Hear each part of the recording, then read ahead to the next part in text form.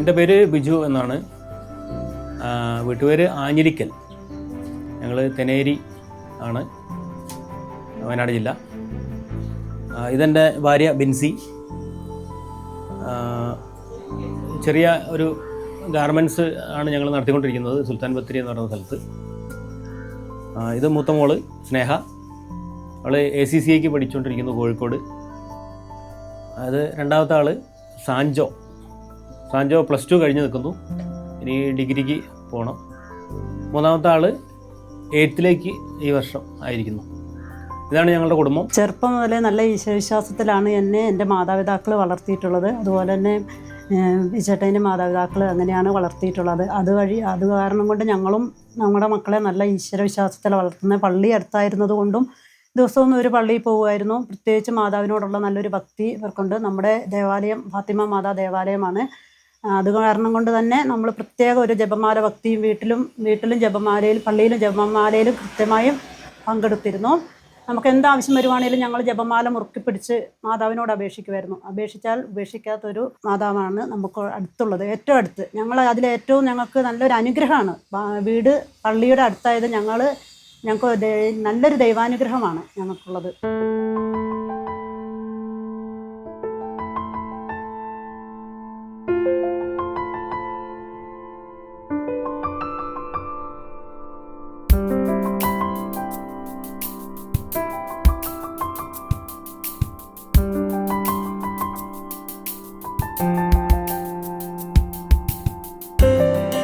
ഞാൻ കുഞ്ഞുനാൾ മുതൽ പള്ളിയിൽ പോകുമ്പോൾ അതുപോലെ പൂക്കൾ മാതാവിനെ കൊണ്ട് സമർപ്പിക്കാറുണ്ട്. നമുക്ക് മാതാവ് വഴി നൽകിയ എല്ലാ അനുഗ്രഹങ്ങൾക്കുമായി മാതാവിനെ നന്ദി സൂചകമായി സമർപ്പിക്കുന്നതാണ് ഈ പൂക്കൾ. അത് ഞാൻ മക്കൾക്കായാലും എല്ലാ ദിവസവും പള്ളിയിൽ പോകുമ്പോൾ കൊടുത്തു വിടാറുണ്ട്. അവരത് ചെറുപ്പം മുതലേ ചെയ്തു പോരുന്നു. മേഘങ്ങൾക്കിടയിൽ പ്രഭാതതാരം പോലെ അത്യുന്നതന്റെ ദേഹത്തിനുമീതെ ജ്വലിക്കുന്ന സൂര്യനെ പോലെ ഉത്സവവേളയിൽ വിളങ്ങുന്ന പനിമതി പോലെ മാതേ മരിയേ, നീ എൻ്റെ മനസ്സിൻ്റെ ദീപം. ഓ മാതേ മരിയേ, നീ എൻ്റെ മനസ്സിൻ്റെ ദീപം. മേഘങ്ങൾക്കിടയിൽ പ്രഭാതതാരം പോലെ അത്യുന്നതന്റെ ദേഹത്തിനുമീതെ ജ്വലിക്കുന്ന സൂര്യനെ പോലെ ഉത്സവവേളയിൽ വിളങ്ങുന്ന പനിമതി പോലെ മാതേ മരിയേ, നീ എൻ്റെ മനസ്സിൻ്റെ ദീപം. ഓ മാതേ മരിയേ, നീ എൻ്റെ മനസ്സിൻ്റെ ദീപം. നമ്മുടെ ഈ പള്ളി മാതാവിൻ്റെ പള്ളിയാണ്, മാതാവിൻ്റെ പേരിലുള്ള പള്ളിയാണ്. മാതാവിലൂടെ ധാരാളം അനുഗ്രഹങ്ങൾ ഈ പ്രദേശത്തുള്ള ആളുകൾക്കും ഈ ഇടവകയിലുള്ള ജനങ്ങൾക്കും, പ്രത്യേകിച്ച് ഞങ്ങളുടെ കുടുംബത്തിലും വളരെ വ്യക്തിപരമായി പറയാവുന്ന രീതിയിലുള്ള അനുഗ്രഹങ്ങൾ ഞങ്ങൾക്ക് ധാരാളമായി ലഭിച്ചിട്ടുണ്ട്.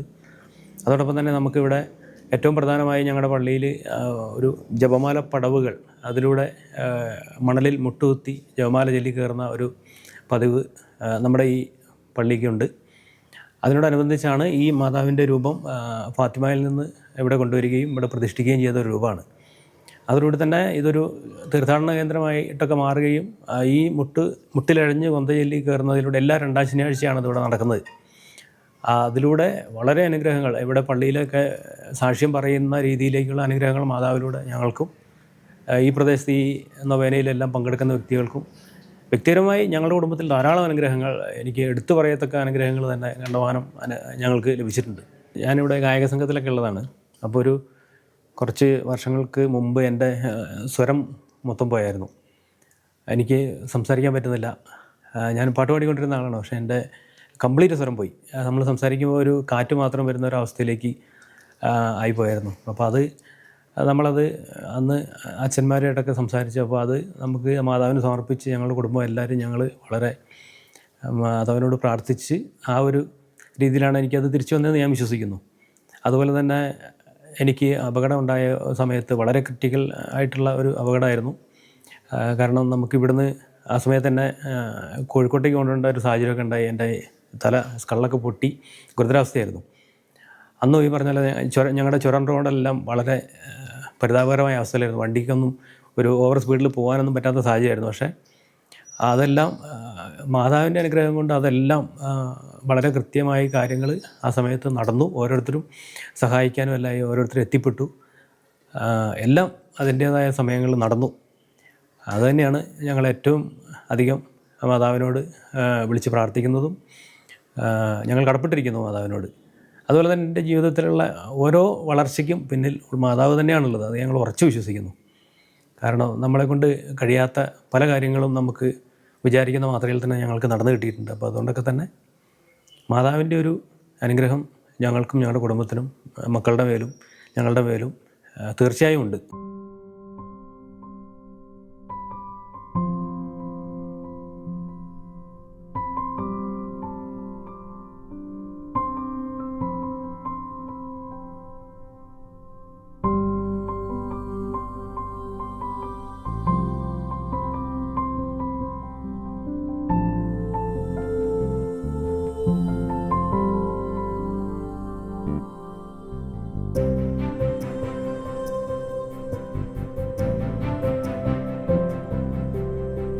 ഫാത്തിമ മാതാവ് വഴി ലഭിച്ച ഞങ്ങളുടെ കുടുംബത്തിന് ലഭിച്ച അനുഗ്രഹങ്ങൾ നിരവധിയാണ്.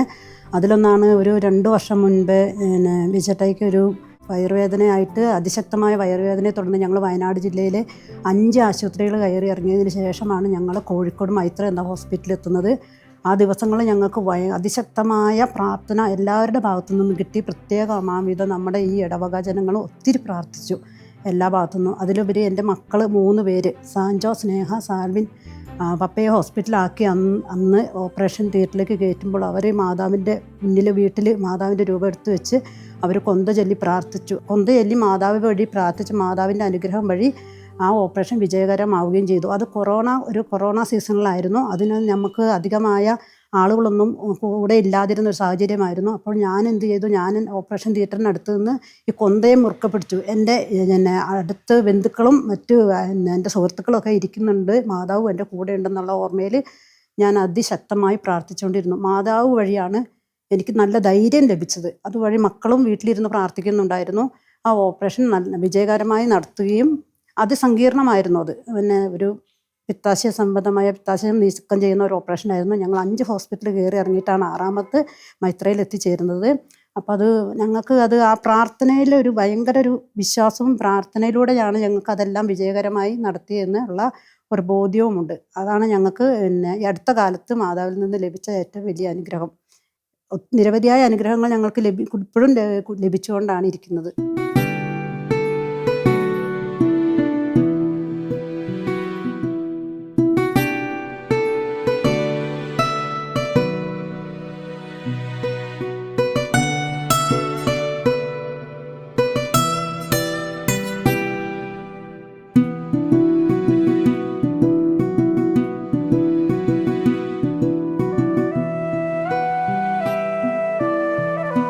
കുഞ്ഞുനാൾ മുതൽ ഞാൻ മാതാവിൻ്റെ ഒരു വലിയ ഭക്തിയാണ്. എൻ്റെ ജീവിതത്തിൽ മാതാവിൻ്റെ ഇടപെടൽ അതിശക്തമാണ്. കുഞ്ഞുനാൾ മുതൽ വേദപാഠ ക്ലാസ്സുകൾ മുടങ്ങാതെ പോവുകയും കുർബാനയ്ക്ക് പോവുകയും തുടർന്ന് ത്തിന് ശേഷം ഞാൻ വേദപാഠ അധ്യാപികയായി എൻ്റെ ഇടവകയിൽ സേവനമനുഷ്ഠിക്കുകയും ചെയ്തതിന് ശേഷമാണ് വിവാഹ ജീവിതത്തിലേക്ക് വന്നത്. വിവാഹ ജീവിതത്തിലേക്ക് കാലെടുത്ത് വെക്കുന്നതിന് മുമ്പ് ഞാൻ മാതാവിനോട് പറഞ്ഞു, എനിക്ക് നല്ലൊരു ജീവിത പങ്കാളിയെ തരണമെന്ന്. എനിക്ക് നല്ലൊരു ജീവിത പങ്കാളിയാണ് എൻ്റെ മാതാവ് എനിക്ക് തന്നത്. അതിൽ ഞാൻ ഭയങ്കര സന്തോഷവതിയാണ്. അതിനെ തുടർന്ന് ഞാൻ നമ്മുടെ ഫാത്തിമ മാതാ ദേവാലയത്തിലേക്കാണ് ഞാൻ വിവാഹ ജീവിതം കഴിഞ്ഞ് കടന്നു വന്നത്.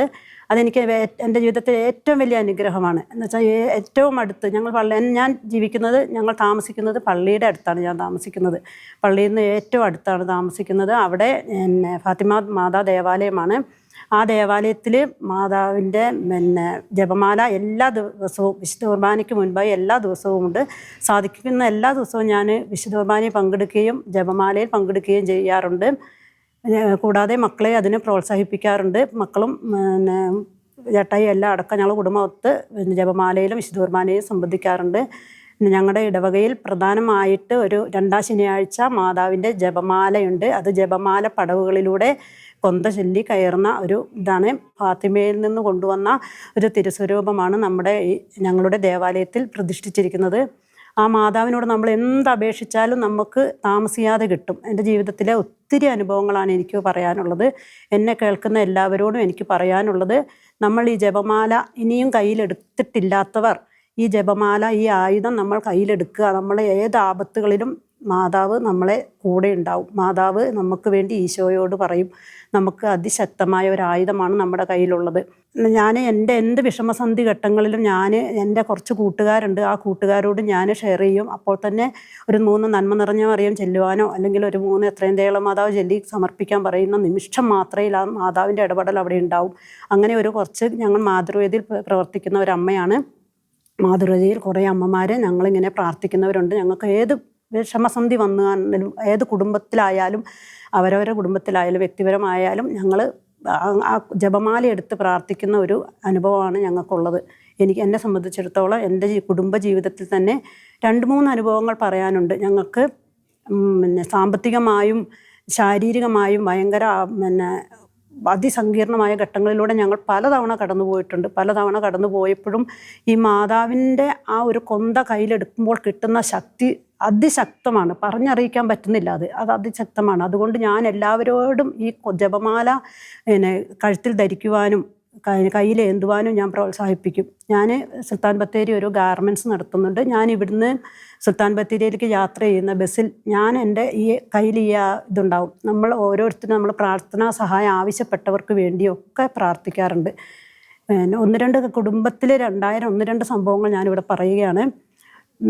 എൻ്റെ ഹസ്ബൻഡ് ബിച്ചേട്ടായി നന്നായി പാടും. പള്ളിയിലെ കൊയർ ടീമിലുള്ളതാണ്. 10-27 വർഷം അൽത്താര ശുശ്രൂഷകനായി ഇവിടെ സേവനം അനുഷ്ഠിച്ചതാണ്. ഞങ്ങളുടെ ഫാത്തിമ മാതാ ദേവാലയത്തിൽ സേവനം ചെയ്തതാണ്. അങ്ങനെ ഇരിക്കെ ഒരു സമയം ശബ്ദം പെട്ടെന്ന് നഷ്ടപ്പെട്ടു.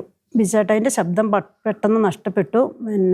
പ്രത്യേക കാരണങ്ങളില്ലാതെ. അപ്പം അത് ഈ വോക്കൽ കോഡിൻ്റെ വീക്കാണെന്നാണ് ഡോക്ടർമാർ പറഞ്ഞത്. ഞങ്ങൾ 1-2 ആശുപത്രികളിൽ കയറി ഇറങ്ങി. അപ്പോൾ അതിന് പ്രത്യേക ചികിത്സയില്ല, നിങ്ങൾ കുറച്ച് എക്സസൈസുകൾ ചെയ്താൽ മതി എന്നാണ് പറഞ്ഞത്. അങ്ങനെ ഞങ്ങൾ അതിശക്തമായി പ്രാർത്ഥിച്ചത്. ഞങ്ങളോട് സംസാരിക്കാൻ വരെ കഴിയാത്ത വിധത്തിലുള്ള ശബ്ദം നഷ്ടപ്പെട്ടിരുന്നു. അത് മാതാവിനോട് പ്രാർത്ഥിച്ച് അതിശക്തമായും 6 മാസത്തിന് ശേഷം മറ്റു മരുന്നുകളൊന്നുമില്ലാതെ തന്നെ ശബ്ദം പതുക്കെ പതുക്കെ വന്നു പഴയ സ്ഥിതിയിലേക്കായി. ഇപ്പോൾ കൊയർ ടീമിൽ പാടിക്കൊണ്ടിരിക്കുന്നു. അതുപോലെ തന്നെ പുള്ളിക്കാരന് ഒരു ആക്സിഡൻ്റ് ഉണ്ടായി. വിജയയ്ക്ക് ഒരു ആക്സിഡൻ്റ് ഉണ്ടായി കഴിഞ്ഞപ്പോൾ ഇതുപോലെ മാതാവിൻ്റെ ശക്തമായ ഇടപെടലാണ് അവിടെ ഉണ്ടായത്. ഞങ്ങളതിശക്തമായി പ്രാർത്ഥിച്ചു. തലയ്ക്കാണ് പരിക്കേറ്റത്. അത് വേണ്ട സർജറി സമയബന്ധിതമായി ചെയ്ത് അത് ഞങ്ങൾക്ക് മാതാവിൻ്റെ ഇടപെടലോടുകൂടി അത് ശരിയാക്കി തന്നു. മാതാവിനോട് അപേക്ഷിച്ചാൽ മാതാവ് നമ്മളെ ഉപേക്ഷിക്കില്ല. മാതാവ് വഴി ഈശോയോട് പറഞ്ഞ് നമുക്ക് വേണ്ട വിധത്തിൽ വേണ്ട സമയത്ത് കാര്യങ്ങൾ നടത്തി തരുമെന്ന് ഉറപ്പുണ്ട്. അതിനാൽ എന്നെ കേൾക്കുന്ന എല്ലാവരോടുമായി എനിക്ക് പറയുവാനുള്ളത്, ഈ ജപമാല കയ്യിലേന്തുക, മാതാവിനെ മുറുക്കെ പിടിക്കുക. ഏത് പ്രതിസന്ധി ഘട്ടങ്ങളിലും മാതാവ് നമുക്ക് അനുഗ്രഹമായി നമ്മുടെ ഒപ്പം ഇടത്തും വലത്തുമായി ഉണ്ട്.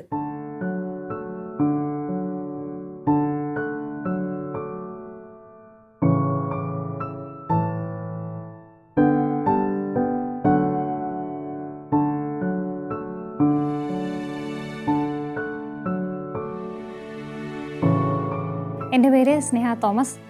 ഈശോയിലേക്ക് അടുക്കാനുള്ള ഏറ്റവും എളുപ്പമുള്ള വഴി മാതാവാണ്. ദിവ്യകാരുണ്യ ഈശോയായിട്ട് ഇത്ര കൂട്ടാവാനും ഇത്ര അടുക്കാനും വേണ്ടിയിട്ട് എന്നെ സഹായിച്ചത് മാതാവ് തന്നെയാണ്. കുഞ്ഞിലെ തൊട്ടേ മാതാവുമായിട്ട് ഒരു ശക്തമായൊരു ബന്ധം ഞാൻ കീപ്പ് ചെയ്യുന്നുണ്ട്.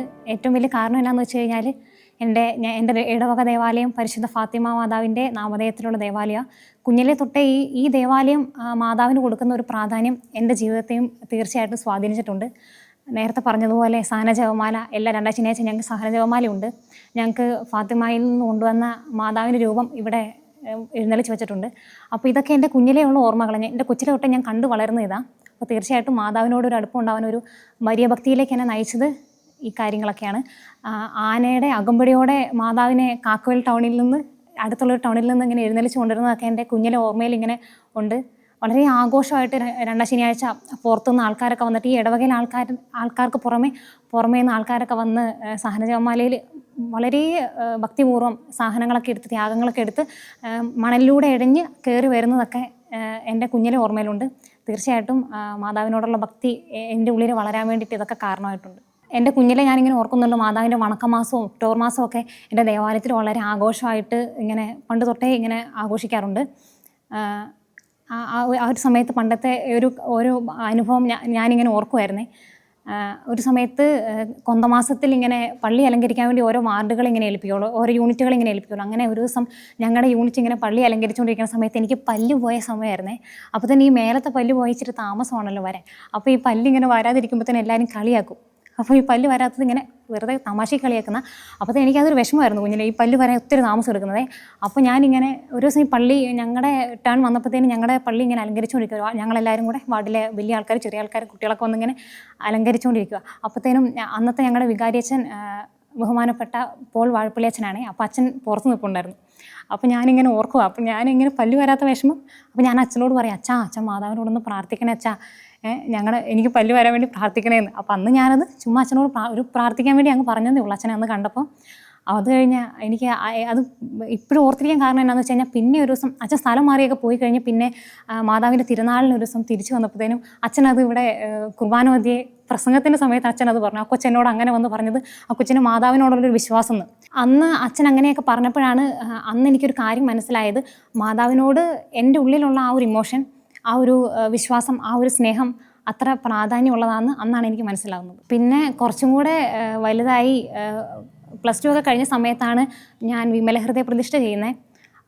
3 വട്ടം ചെയ്തു, 3ാമത്തെ വട്ടമാണ് സക്സസ് ആയത്. അങ്ങനെ വിമലഹൃദയ പ്രതിഷ്ഠ എന്ന് പറയുമ്പോൾ അതിനെപ്പറ്റി എനിക്ക് അറിയത്തില്ലായിരുന്നു. 33 ദിവസം ഒരുങ്ങി ചെയ്യുന്നൊരു കാര്യം, മാതാവിന് വിമലഹൃദയത്തിന് നമ്മളെ തന്നെ സമർപ്പിക്കുന്ന ആ ഒരു കാര്യം അതെനിക്ക് അറിയത്തില്ലായിരുന്നു.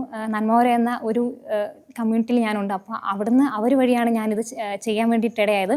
അപ്പോൾ അങ്ങനെ വിമലഹൃദയ പ്രതിഷ്ഠ ചെയ്തപ്പോൾ മാതാവിനോടുള്ള ആ ഒരു റിലേഷനിൽ ഒത്തിരി വ്യത്യാസം ഉണ്ടായി.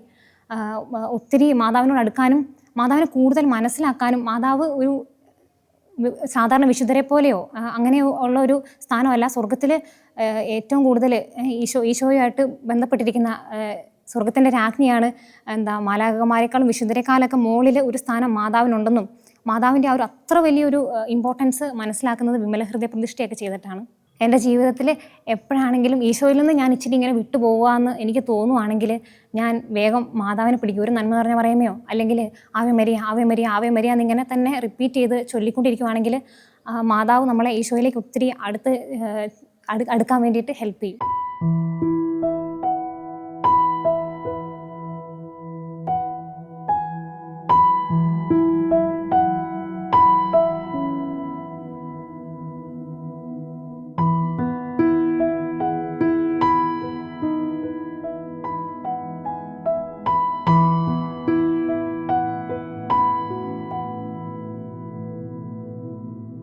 മറ്റ് ദേവാലയങ്ങളെയൊക്കെ വെച്ച് നോക്കുമ്പോൾ എൻ്റെ ദേവാലയത്തിൽ, ഇടവക ദേവാലയത്തിൽ ഞാൻ കണ്ടിട്ടുള്ള ഒരു പ്രത്യേകത എന്നാന്ന് വെച്ച് കഴിഞ്ഞാൽ, ബാക്കി ദേവാലയങ്ങളിൽ ഞാൻ കണ്ടിട്ടില്ല, ഇവിടെ മാത്രമേ ഞാൻ കണ്ടിട്ടുള്ളൂ.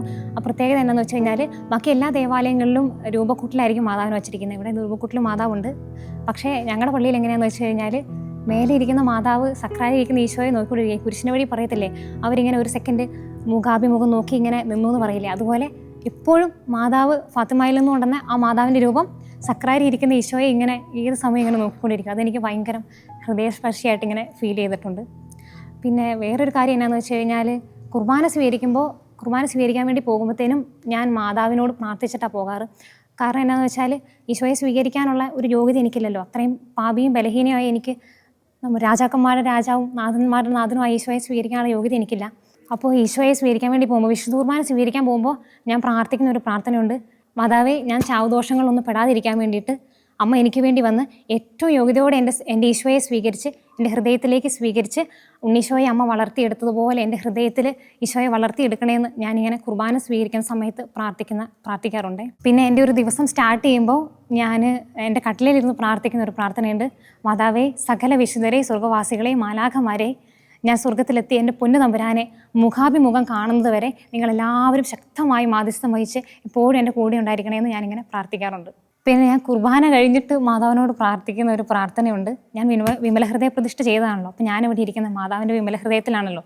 അപ്പോൾ ഞാനിങ്ങനെ മാതാവിനോട് പ്രാർത്ഥിക്കും, അമ്മേ മാതാവേ എന്നെ അമ്മയുടെ വിമല ഹൃദയത്തോട് പ്രതിഷ്ഠിച്ച് എൻ്റെ ഈശോയോട് എപ്പോഴും ഒട്ടിച്ച് ചേർത്ത് വെക്കണമെന്ന് ഞാനിങ്ങനെ പ്രാർത്ഥിക്കാറുണ്ട്. കാരണം എന്താണെന്ന് വെച്ചാൽ ഈശോയിൽ നിന്ന് വിട്ടു പോകുമ്പോഴത്തേനും മാതാവിനോട് എന്നെ ഇങ്ങനെ ചേർത്ത് ഒട്ടിച്ച് വെക്കണമെന്ന് ഇങ്ങനെ പ്രാർത്ഥിക്കാറുണ്ട്. വിശുദ്ധ അൽഫോൻസ് ലിഗോരി ഇങ്ങനെ പറയുന്നുണ്ട്, പഴം വേണ്ടവർ വൃക്ഷത്തെ സമീപിക്കുക, ഈശോയെ വേണ്ടവർ മാതാവിനെയും. മാതാവിലൂടെയാണ് ഈശോയിലേക്ക് ഏറ്റവും അടുത്തിങ്ങനെ എത്താൻ പറ്റുമോ, ഈശോയിലേക്ക് എത്താൻ പറ്റുന്ന ഏറ്റവും എളുപ്പ വഴി മാതാവാണ്. എന്നും ജപമാല ചൊല്ലി നമ്മൾ ഈ മുത്തുകളിൽ ഓരോ സുവിശേഷങ്ങളാണോ, ഓരോ രഹസ്യങ്ങളും സുവിശേഷങ്ങളാണല്ലോ ധ്യാനിക്കുന്നത്. സുവിശേഷം ധ്യാനിച്ച് നമ്മളിങ്ങനെ ജപമാല ചൊല്ലുമ്പോഴത്തേനും മാതാവിലൂടെ മാതാവിൻ്റെ കൈ പിടിച്ച് നമ്മൾ ഏറ്റവും എളുപ്പത്തിൽ ഈശോയിലേക്ക് എത്തുകയാണ് ചെയ്യുന്നത്.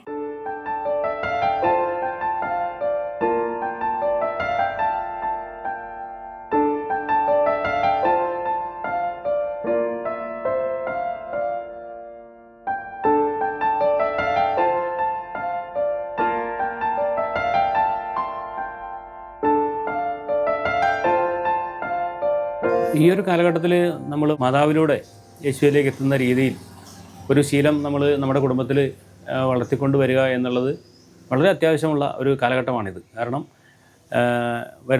വളർന്നു വരുന്ന യുവാക്കൾ മയക്കുമരുന്നിൻ്റെയും മറ്റ് ലഹരിയുടെയും പിന്നാലെ പായുന്ന ഈ സമയത്ത് നമ്മൾ കൂടുതലായി മക്കൾക്ക് കൂടുതലായി ദൈവത്തെ കൊടുക്കുക എന്നുള്ളത് ശരിക്കും അത് നമ്മൾ മാതാവിലൂടെ തന്നെ അവരെ ദൈവത്തിങ്കിലേക്ക് എത്തിക്കുക എന്നുള്ളത് ഏറ്റവും പ്രാധാന്യം അർഹിക്കുന്ന ഒരു കാര്യമാണ്. അതിന് ഏറ്റവും കൂടുതൽ മാതാപിതാക്കൾ ശ്രദ്ധിക്കുക. അതോടൊപ്പം തന്നെ യുവാക്കൾ കൂടുതലായി സഭയിലേക്കും ദൈവചിന്തയിലേക്കും കടന്നു വരിക. ഏറ്റവും വലിയ ഒരു ലഹരിയായി നമ്മുടെ ദൈവികതയും അതോടനുബന്ധിച്ചുള്ള ആ ഒരു മേഖലയിലേക്ക് തിരിയുക, അതൊരു ലഹരിയായിട്ട് എടുക്കുക എന്നുള്ളതാണ് ഈ ഒരു കാലഘട്ടത്തിൽ എനിക്ക് എൻ്റെ ഒരു എളിയ ചിന്തയിൽ നിന്ന് എനിക്ക് ഉയർന്നു വന്ന ഒരു കാര്യം നിങ്ങളിലേക്ക് പറയാനുള്ളത്.